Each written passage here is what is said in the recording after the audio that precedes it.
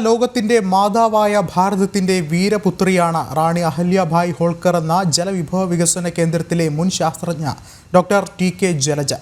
കോഴിക്കോട് കേസരി ഭവനിൽ നടന്ന റാണി അഹല്യാഭായ് ഹോൾക്കർ ത്രിശതാബ്ദി ആഘോഷത്തിൽ സംസാരിക്കുകയായിരുന്നു അവർ.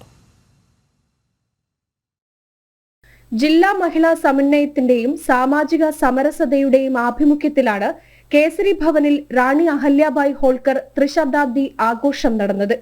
പ്രശസ്ത നർത്തകിയും പ്രഭാഷകയുമായ അഖില ശശിധരന്റെ അധ്യക്ഷതയിൽ നടന്ന സമ്മേളനം ജലവിഭവ വികസന കേന്ദ്രത്തിലെ മുൻ ശാസ്ത്രജ്ഞ ഡോക്ടർ ടി.ജെ. ജലജ ഉദ്ഘാടനം ചെയ്തു.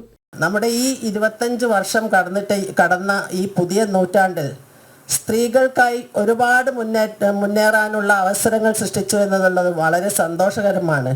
അതിലേറെ സ്ത്രീകൾ സ്ത്രീകളുടെ കുതിപ്പും അതിലേറെ മുന്നോട്ടാണ്.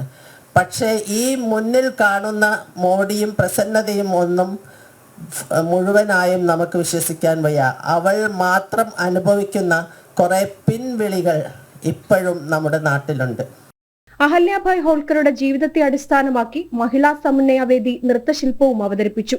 RSS വിഭാഗ് സഹസംഘചാലക് AK ശ്രീധരൻ സമാപന സന്ദേശം നൽകി. മഹിളാ സമന്വയം സഹസംയോജിക ശ്രീജ വിജയ് നന്ദിയും രേഖപ്പെടുത്തി. ജനം, കോഴിക്കോട്.